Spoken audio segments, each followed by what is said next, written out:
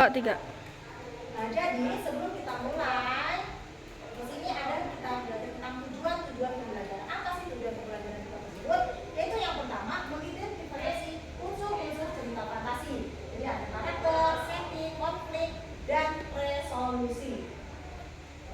Yang kedua, menulis cerita fantasi dengan menggunakan unsur-unsur yang telah kita pelajari.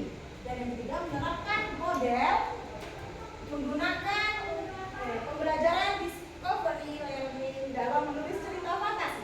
Dan yang keempat, berkolaborasi dengan teman untuk saling memberikan ide dan umpan balik. Jadi hari ini kita belajar tentang cerita fantasi, kita membuat kelompok. Jadi nanti masing-masing kelompok, ibu minta tolong membacakan hasil cerita atau contoh cerita fantasi tersebut. Siap anak-anak? Siap. Baik, di sini pengertian cerita fantasi.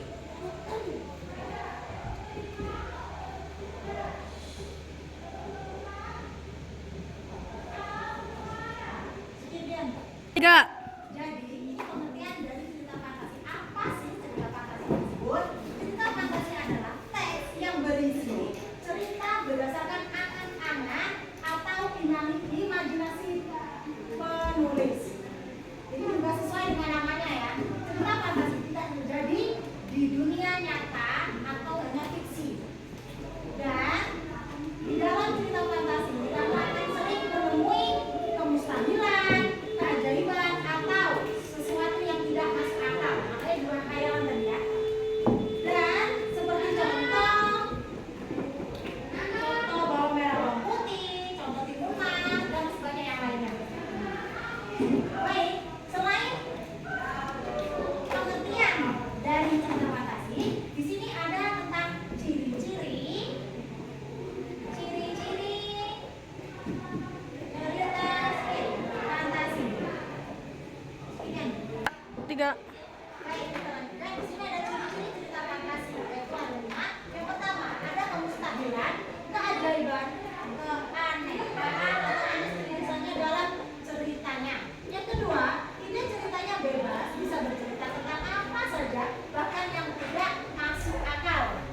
Dan yang ketiga, menggunakan berbagai latar, bisa lintas dan ruang waktu. 4. Tokohnya unik, punya kesaktian yang tidak biasa. Kayak seperti film-film itu, ada film yang namanya Manusia Harimau. Pernah nonton?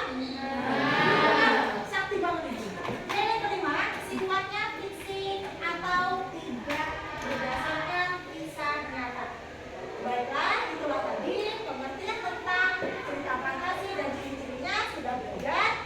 Sudah paham belum? Kalau sudah paham semuanya, sekarang kita akan mendiskusikan per kelompok masing-masing, mendiskusikan atau membuat contoh cerita fantasi tersebut. Dan masing-masing kelompok akan mempresentasikan hasil kelompok masing-masing.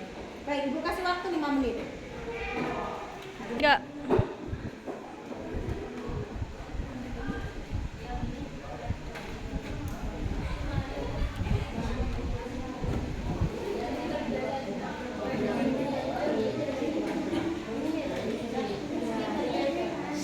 Tiga. Sudah selesai semuanya? Kalau sudah selesai, Ibu minta salah satu perwakilan dari kelompok kalian untuk mempresentasikan ke depan hasil tentang cerita fantasi tersebut. Contohnya, silakan Mbak Sengkah, kelompok 1 terlebih dahulu. Silakan. Siapa? Jalannya selesai. Jalan skip.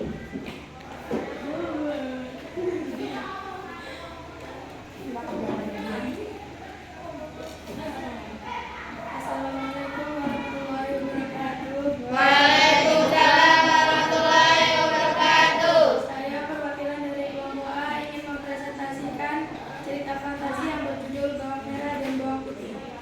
Bawang putih dan bawang merah adalah saudari tiri yang tinggal bersama ibu tiri mereka.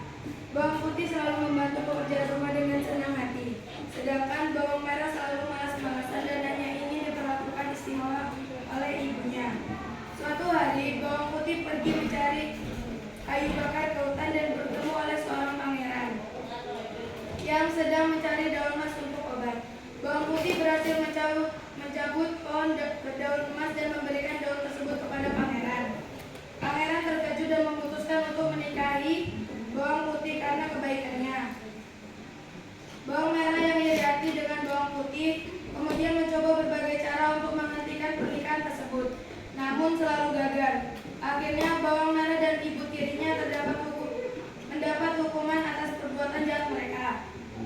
Sekian presentasi dari saya. Wassalamualaikum warahmatullahi wabarakatuh. Waalaikumsalam warahmatullahi wabarakatuh. Mungkin ada dari kelompok lain yang ingin mendiskusikan hasil karyanya tadi, silakan.